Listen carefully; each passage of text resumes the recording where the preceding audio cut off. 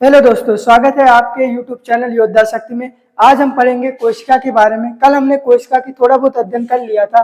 ये जाना था कि सेल क्या होती है, इसकी खोज किसने किया है, इस सेल सिद्धांत कौन सा था या किसने दिया, ये जाना। इसके बाद हमने छोटी कोशिका, बड़ी कोशिका, इन सब चीजों के बारे में जाना और ट्यूमर के बारे में जाना था। आज हम जानने वाले हैं कोशिका के भाग के बारे में, कोशिकांगों के बारे में जानने आते हैं कि एक कोशिका होती है, उसके अंदर कौन कौन से पार्ट होते हैं। एक सेल है, उसके अंदर कई सारे पार्ट होते हैं, उनको जानेंगे। जैसे न्यूक्लियस होता है, माइटोकॉन्ड्रिया होता है, कोशिका भित्ति होती है, कोशिका झिल्ली होती है, राजधानी होती है, गाल्जी बॉडी होती है। इन सब के बारे में हमको आज जानना है। तो सबसे पहले हम अध्ययन करते हैं कोशिका झिल्ली के बारे में। कोशिका झिल्ली के बारे में सबसे पहले हम जानेंगे कोशिका झिल्ली के बारे में। इसको प्लाज्मा झिल्ली या सेल मेम्ब्रेन भी बोलते हैं। इसे प्लाज्मा झिल्ली और सेल मेम्ब्रेन भी कहते हैं इंग्लिश में। सेल ये क्या होती है, देखो क्या होता है कि जैसे ये सारे कोशिकांग हैं, इनको एक जगह पे रखने के लिए, जैसे कि में हो तो उसके लिए कोशिका झिल्ली होती है बाहर की। जैसे ये है, इसी के अंदर सारे कोशिकांग रहेंगे, तो ये कोशिका झिल्ली है, ये कोशिका झिल्ली है। जैसे हम ऐसे पढ़ सकते हैं, जैसे हम सब्जी लेने जाते हैं, टमाटर, आलू, धनिया, गोभी, कई सारी चीजें लेते हैं, तो उसको एक टिन में रखते हैं ना, उसी तरह सारे कोशिकांग इस झिल्ली में रहते हैं, जिसे कोशिका झिल्ली या सेल मेम्ब्रेन या प्लाज्मा झिल्ली कहते हैं। इसी के अंदर सारे कोशिकांग रखे जाएंगे। कोशिका भित्ति के बारे में, कोशिका भित्ति क्या होती है, इसको सेल वॉल बोलते हैं, सेल वॉल। कभी कभी क्या होता है, जब हम सामान लेने जाते हैं दुकान पर, सब्जी उब्जी, तो ज्यादा सामान हो जाता है। ज्यादा सामान होने की वजह से क्या होता है, पन्नी फट जाती है, या बहुत भारी सामान होते हैं या ज्यादा होते हैं तो पन्नी फट जाती है। तो हम क्या कहते हैं, उसके लिए कहते हैं एक पन्नी तो कोशिका झिल्ली लगी ही है, सेल मेम्ब्रेन। हमने क्या कहा, एक और पन्नी, दोहरी पन्नी लगा दो, दोहरी पन्नी इसकी सुरक्षा के लिए लगे होते हैं, तो उसे बोलते हैं सेल वॉल, कोशिका भित्ति। सेल वॉल कोशिका भित्ति कहते हैं। ये जो कोशिका झिल्ली है, ये पादप तथा जंतु दोनों में पाया जाते हैं।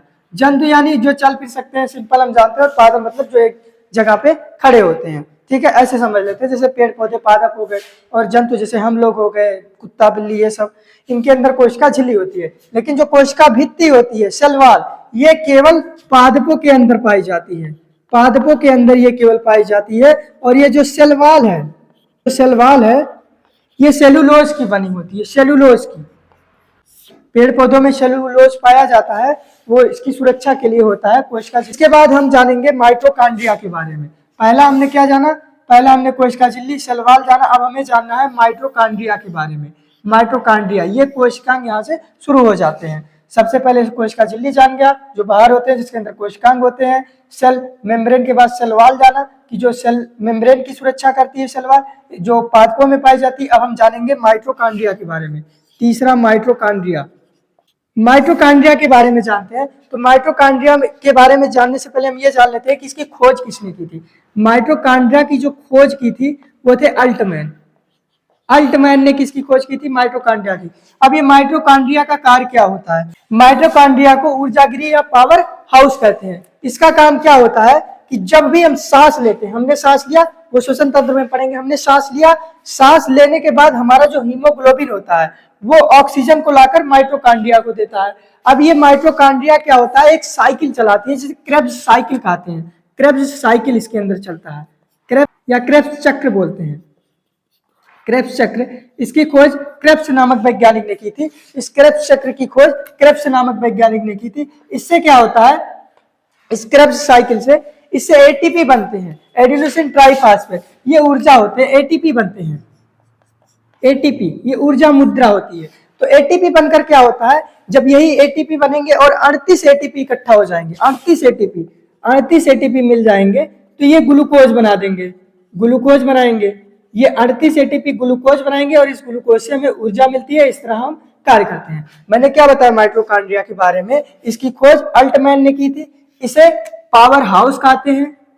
किसका पावर हाउस, सेल का पावर हाउस कहते हैं, विद्युत गिरी कहते हैं, ऊर्जा गिरी कहते हैं। ये क्या होता है, जब हम सांस लेते हैं तो ऑक्सीजन हमारा हीमोग्लोबिन लेके जाके माइटोकॉन्ड्रिया को देता है। यहाँ पे क्रेब्स चक्र चलता है जिसकी खोज क्रेब्स नामक वैज्ञानिक ने की थी। इसके दौरान एटीपी बनते हैं, ये 38 एटीपी मिलकर ग्लूकोज का निर्माण करते हैं जिससे हमें ऊर्जा मिलती है। तो माइटोकॉन्ड्रिया के बारे में यहाँ तक जाना। पहले हमने जाना कोशिका झिल्ली के बारे में कि कोशिकांग उसके अंतर्गत होते हैं, कोशिका भित्ति जो केवल पादपों में होती है। अब माइटोकॉन्ड्रिया के बारे में हमने क्या जाना, इसकी खोज अल्टमैन ने की। क्रेब्स साइकिल चलती है माइटोकॉन्ड्रिया के अंदर, एटीपी बनते हैं और 38 एटीपी मिलकर ग्लूकोज का निर्माण करते हैं। इसके बाद अब आगे हम पढ़ते हैं। हाँ, तो अब हम माइटोकॉन्ड्रिया के बाद गाल्जी बॉडी के बारे में जानते हैं। हमने बताया माइटोकॉन्ड्रिया के बारे में बता दिया, उसकी आंतरिक दीवार को क्रिस्टी भी कहते हैं, एक बात ये भी नोट कर लेना। इसके बाद गाल्जी बॉडी पे आते हैं। तो गाल्जी बॉडी क्या होता है, इसकी पहले बात खोज किसने की हम ये जानते हैं। खोज किसने की तो गोल्जी बॉडी की खोज कैमिलो गोल्जी ने की। कैमिलो गोल्जी ने की। हमने पढ़ा क्या क्या, कोशिका झिल्ली के बारे में, कोशिका भित्ति के बारे में, इसके बाद हमने पढ़ा माइटोकॉन्ड्रिया के बारे में। अब हम गाल्जी बॉडी या गोल्जी कॉय के बारे में जानने जा रहे हैं जिसकी खोज कैमिलो गोल्जी ने की है। इसका काम क्या होता है, ऊर्जा का परिवहन करना। ऊर्जा का, इसका क्या मतलब हुआ, क्या होता है, जैसे अभी मैं क्या कर रहा हूं, जो लोग दौड़ते हैं अगर वो दौड़ रहे हैं, माइटोकॉन्ड्रिया ऊर्जा दे रहा है तो वो दौड़ रहे हैं। दौड़ते वक्त उनके पैरों में ज्यादा ऊर्जा लगती है, लेकिन शरीर में और हर जगह भी ऊर्जा है। पैर की ऊर्जा खत्म हो गई तो वहां उनको थक जाना चाहिए, लेकिन फिर भी दौड़ते रहते कुछ देर ना, तो उन तक ऊर्जा कौन पहुंचाते रहेगा, तो ये गाल्जी बॉडी का काम होता है। जैसे मैं अभी पढ़ा रहा हूँ तो मेरा सबसे ज्यादा काम जीभ का चल रहा है, मैं जीभ से ही बोल रहा हूँ, तो ऐसे बोलते जा रहा हूँ। एक टाइम के बाद क्या होगा, मेरी जीभ थक जाएगी, तब तो काम खत्म हो जाएगा, मैं बोल ही नहीं पाऊंगा इसके बाद। तो और जगह से गाल्जी बॉडी ऊर्जा देता रहता है, गाल्जी बॉडी का काम है। ये ऊर्जा का परिवहन इस तरह करता है, यानी जहां ऊर्जा की कमी होती है ये ऊर्जा वहां पे पहुंचाता है, ये गाल्जी बॉडी करता है इसकी खोज। इसके बाद हम अध्ययन करेंगे रसधानी के बारे में। रसधानी कुछ बोलते हैं। अब इसमें क्या होता है, देखो ये जल संग्रह करके रखता है। क्या होता है, जो हमारा शरीर है इसमें कहा जाता है 65% जल है, यानी इसको ऐसी तरह समझते हैं, अगर हम 100 किलो के हैं, उनके अंतर्गत केवल 65 किलो तो पानी होना चाहिए, लेकिन पीते तो हम 3-4 लीटर ही है, उसी में हमारी हालत खराब हो जाती है। तो 65 किलो पानी किस तरह पियेंगे, तो ये जो रसधानी होती है, ये जो 65% जल होता है, 1-2% जो होता है, 1-2 लीटर होता है वो हमारे शरीर के पेट में रहता है, बाकी जो ये 65% जल रहता है ये वाक्यूल्स या रसधानी में रहता है, रसधानी में रहता है। इसे जल संग्रह करता है, ये जल संग्रह करके रखता है कौन, रसधानी। इसके बाद हम तारक काय सेंट्रोसोम के बारे में अध्ययन करेंगे। तारक काय सेंट्रोसोम, सेंट्रोसोम, तारक काय या सेंट्रोसोम के बारे में अध्ययन करेंगे। सबसे पहली बात, ये सेंट्रोसोम या तारक काय की खोज किसने की, खोज इसकी जो की थी वो बोबरी नामक विद्वान ने की थी, बोबरी ने। अब इससे क्या होता है, ये सेल डिवीजन करता है। कल मैंने सेल डिवीजन की बात की थी, अगर हमें कहीं चोट लगती है तो रिकवर होने के लिए सेल डिवीजन होता है। सेल डिवीजन से क्या होता है कि नई कोशिका का पुनर्निर्माण होता है और हमारा घाव जल्दी ठीक हो जाता है। तो कल मैंने बताया था इसके बारे में, खोज बोबरी ने की थी सेल डिवीजन करना, सेल डिवीजन करना।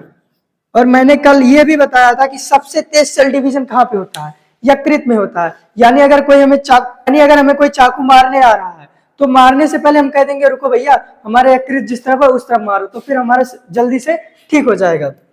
हम उधर ही चाकू मरवाएंगे जिस तरफ हमारा यकृत है, इससे जल्दी से सेल डिवीजन ज्यादा तेजी से होगा और हमारा घाव जल्दी से ठीक हो जाएगा। और दूसरी बात, जो ब्रेन होता है, इसमें कल मैंने बताया था कि सेल डिवीजन नहीं होता। क्यों होता है, पर 10% कम ही होता है, तभी तो ब्रेन ट्यूमर होता है।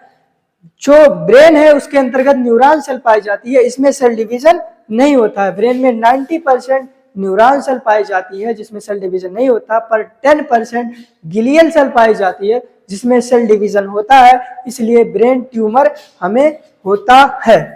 क्या समझ में आया, क्या करता है, सेल डिवीजन का काम है। मैंने क्या क्या बताया, माइटोकॉन्ड्रिया को ऊर्जा गिरी, गाल्जी बॉडी अगर ऊर्जा की कमी होती है शरीर कहीं पे तो गाल्जी बॉडी पहुंचाता है, वाकल्स जल संग्रह करके रखता है। सेंट्रोसोम का काम क्या है, सेल डिवीजन करना। सेंट्रोसोम का क्या काम है, सेल डिवीजन करना। अब हमें अंतःप्रद्रव्य जालिका के बारे में जानना है, जिसे इंग्लिश में एंडोप्लाज्मिक रेटिकुलम कहते हैं। इसके बारे में अब जानते हैं। ER इसे शॉर्टकट में मैं लिख देता हूँ। इसका काम क्या होता है, ये आंतरिक कंकाल का कार्य करता है। आंतरिक कंकाल, इसको समझते हैं इस तरह, आंतरिक। तो अगर हमारे शरीर के अंतर्गत कंकाल ना हो तो हमारा शरीर ऐसे खड़ा ऐसे ऐसे आके गिर जाएगा, फिर वो खड़ा नहीं हो पाएगा, इधर उधर ऐसे जैसे मन करेगा वैसे भागेगा। तो आंतरिक कंकाल क्या करता है, उसे एक शेप देता है, बना के रखता है कि इस तरह रहना है, हाथ उठा रहे हैं तो ऐसा पिचिक नहीं रहा है। नहीं तो अगर कोशिका के अंतर्गत जो है ये एंडोप्लाज्मिक रेटिकुलम नहीं होगा तो कोशिका हमारी चिपक जाएगी, लेकिन ये शेप बना के रखता है कठोर सतह का। तो इसका काम यही होता है। इसको दो पार्ट में हम करते हैं, इसका दो प्रकार के, जैसे ए से होता है। एक रफली एरिया होता है, रफ एरिया, इसे हम बोलते हैं रफ एंडोप्लाज्मिक रेटिकुलम, ये याद से समझ लेते हैं। एक स्मूथ यानी चिकना, स्मूथ एंडोप्लाज्मिक रेटिकुलम। ये जो रफ एरिया होता है एंडोप्लाज्मिक रेटिकुलम का, ये प्रोटीन यहाँ पे बनता है, ऐसे बोल सकते हैं प्रोटीन बनता है।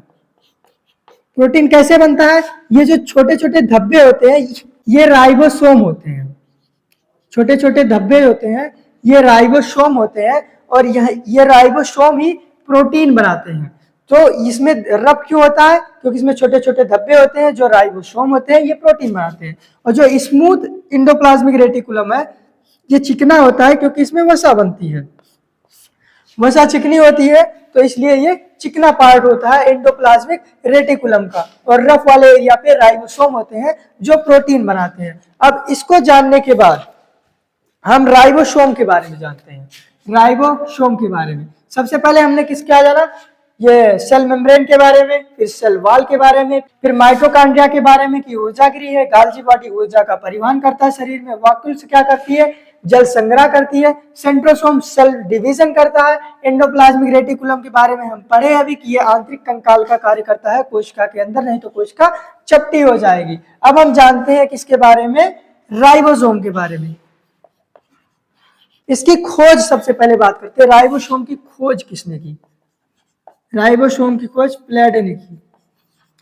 प्लेडे ऐसे होता है, पहले राइबोसोम की खोज किसने की, प्लेडे ने, LADE, प्लेडे ने खोज की राइबोसोम की। अब ये पाया कहाँ जाता है, अभी बताया कहाँ पाया जाता है, एंडोप्लाज्मिक रेटिकुलम के रफ एरिया में राइबोसोम पाया जाता है।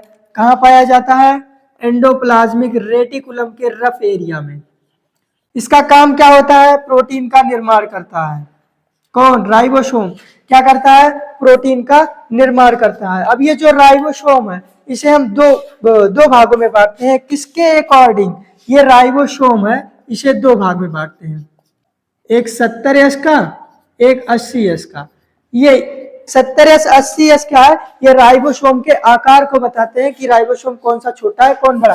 तो नंबर से ही पता चल रहा है कि 70S वाला छोटा है और 80S वाला बड़ा है, लेकिन ये इस तरह नहीं, साइज के हिसाब से नहीं पता चलता। इसको जो बांटा गया है राइबोसोम को, इसे किसके आधार पर बांटा गया है, सेडिमेंटेशन कोएफिशिएंट, सेडिमेंटेशन कोएफिशिएंट के आधार पर इस राइबोसोम को बांटा गया है। सेडिमेंटेशन कोएफिशिएंट के आधार पर इस राइबोसोम को बांटा गया है। सेडिमेंट दो भागों में बांटा गया, 70S और 80S। ये बताते हैं कि कौन सा छोटा है कौन बड़ा है। इसको साइज के आधार पर हम नहीं पता कर पाते हैं। इसमें किस तरह पता करते हैं, सेडिमेंटेशन कोएफिशिएंट में लिक्विड लेते हैं, लिक्विड, और इसमें दो चीजें डालते हैं। दो चीजों में जो चीज पहले नीचे चली जाती है वो बड़ी है, और जो चीज लिक्विड में बाद में नीचे आती है वो छोटी मानी जाती है। इस तरह इसमें मापा जाता है, तो साइज के आधार पर नहीं मापा जाता है इसे। अब बात करते हैं ये जो 70S वाला राइबोसोम है, राइबोसोम ये जो 70S और 80S वाला है इसके बारे में। तो ये जो 70S वाला है ये प्रोकैरियोटिक सेल में पाया जाता है, प्रोकैरियोटिक सेल। इसके बारे में हम आने वाली वीडियो में जानेंगे। और ये 80S वाला है ये यूकैरियोटिक सेल में पाया जाता है। देखो क्या होता है प्रोकैरियोटिक सेल, इसे देखने के लिए हमें माइक्रोस्कोप, सूक्ष्मदर्शी का उपयोग करना पड़ता है। किसको, प्रोकैरियोटिक सेल को। और यूकैरियोटिक सेल को देखने के लिए हमें माइक्रोस्कोप की जरूरत नहीं पड़ती, हम देख लेते हैं।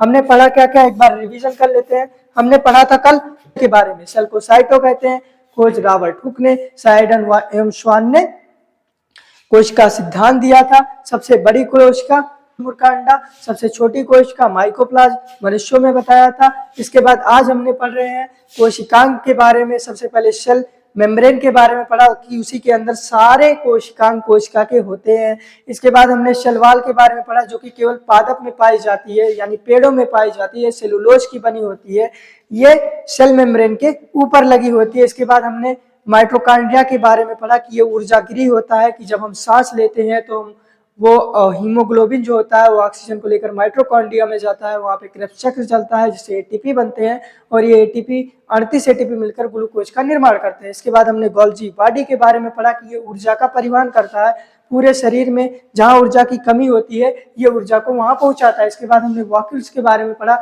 ये राजधानी होती है, ये जल का संग्रह करके रखती है, हमारे शरीर में 65% जल होता है। फिर हमने सेंट्रोसोम के बारे में पढ़ा, तारक काय के बारे में, इसके बारे में हमने पढ़ा कि ये सेल डिवीजन का काम करता है। इसके बाद हमने एंडोप्लाज्मिक रेटिकुलम अंतःप्रदव्य जालिका के बारे में पढ़ा कि ये आंतरिक कंकाल का कार्य करती है ताकि कोशिका पिचके ना। इसके दो पार्ट होते हैं, स्मूथ एंडोप्लाज्मिक रेटिकुलम और रफ एंडोप्लाज्मिक रेटिकुलम। स्मूथ वाले में वसा बनती है, रफ वाला रफ इसलिए होता है क्योंकि इसमें छोटे छोटे धब्बे होते हैं जिन्हें राइबोसोम कहते हैं। ये राइबोसोम प्रोटीन का निर्माण करते हैं। इसके बाद हमने आगे पढ़ा राइबोसोम के बारे में, इसकी खोज हमने बताया पैलेडे ने की और ये एंडोप्लाज्मिक रेटिकुलम के रफ वाले एरिया में पाया जाता है और ये प्रोटीन का निर्माण करता है। फिर हमने सेडिमेंटेशन कोफिशिएंट के आधार पर राइबोसोम को दो भागों में बांटा, 70 प्रकार के राइबोसोम और 80 प्रकार के राइबोसोम। ये किस तरह पता चलते हैं, एक लिक्विड होता है उसके अंतर्गत हम दो चीजें डालते हैं, जो पहले नीचे जाता है वो बड़ा वाला होता है, जो बाद में नीचे आता है वो छोटा वाला होता है। तो 70S में छोटा वाला है, 80S बड़ा वाला है। फिर हमने जाना जो 70S है ये प्रोकैरियोटिक सेल्स में पाया जाता है और 80S यूकैरियोटिक सेल्स में पाया जाता है। प्रोकैरियोटिक सेल्स वो सेल्स होती है जिन्हें हम माइक्रोस्कोप के बिना नहीं देख सकते और यूकैरियोटिक सेल वो सेल होती है जिन्हें माइक्रोस्कोप के बिना भी देख सकते हैं। अब इसके आगे कल हम पढ़ेंगे प्रोकैरियोटिक सेल और यूकैरियोटिक सेल के बारे में। बाकी थैंक्स।